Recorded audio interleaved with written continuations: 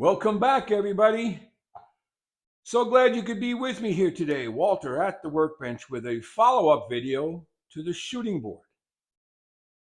There are a few aspects I'd like to highlight that might help some of you if you're struggling getting square in both directions with no tear out on the end.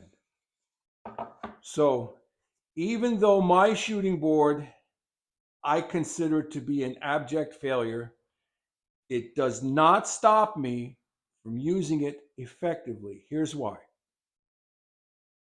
I've got my number 5.5 set up here. So one of the first things people worry about is blowing out this back corner. So you flip your board over, so your edge that's going to be on the fence for the full cut is at an angle. Okay, I'm going to exaggerate here, but you want it at an angle to your fence, just a small angle, just enough to be able to take your plane and scooch off a little bit off the end here. Now you can flip it around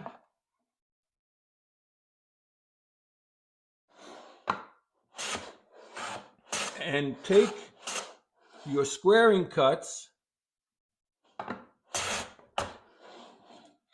without risk of tear out up here. Got it? Got it. Now, the next aspect has to do with a combination of the plane itself and how you handle it. Not all planes are perfectly square here. So you may need to use your lateral adjuster to adjust the plane blade so that it's taking a square cut. All right? Is that clear? Now,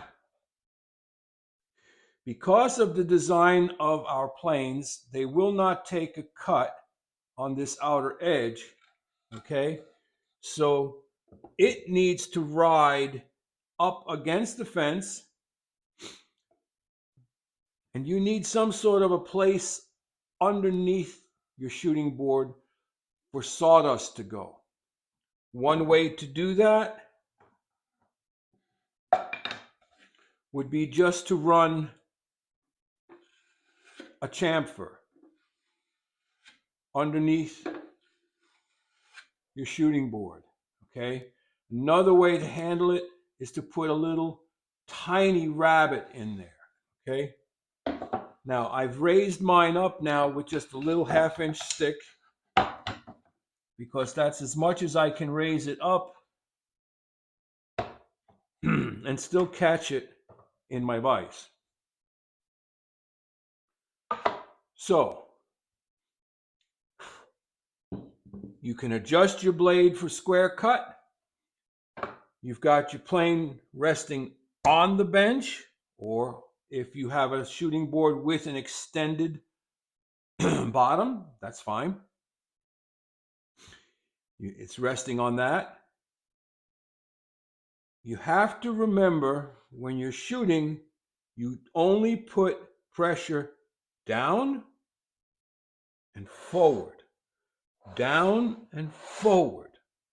You don't want to bring your plane in. All right? And how you can make that mistake is by putting pressure against that. And so you'll accidentally lean it in. So that's a caution. Now, another aspect that people seem to kind of mess up is in the feeding of the wood against the plane. It's done in steps. All right? So I'll show it to you this way.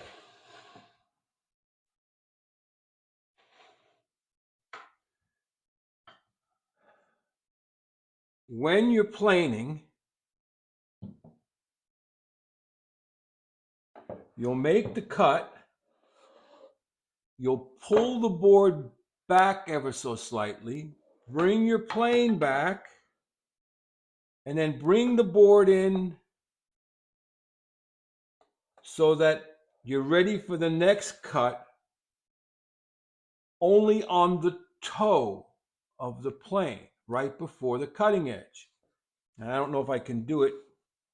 There we go. All right.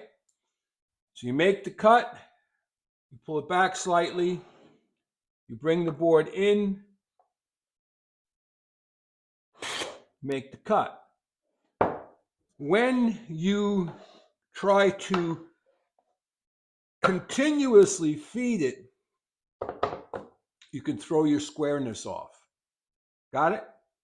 Okay. So that's about it. Just a few little tips. And if you,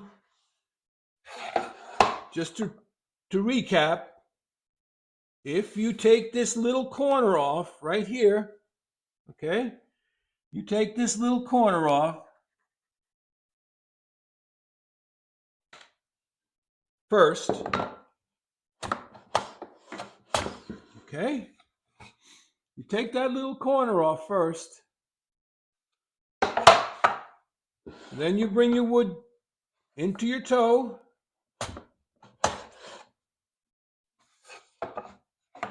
forgot to turn it over.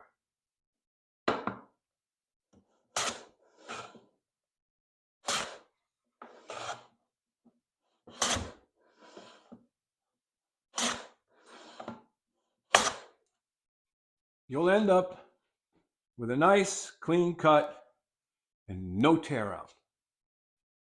That's about it. I hope this was helpful to somebody. I appreciate you stopping by. And if you have any questions, comments, leave them down in the comment section. But I really do appreciate you being here. It means a lot to me. Got a little bit of a sinus cold going on. Don't forget to like, subscribe, and share. And head out to your workshop and go make some shavings. Walter out.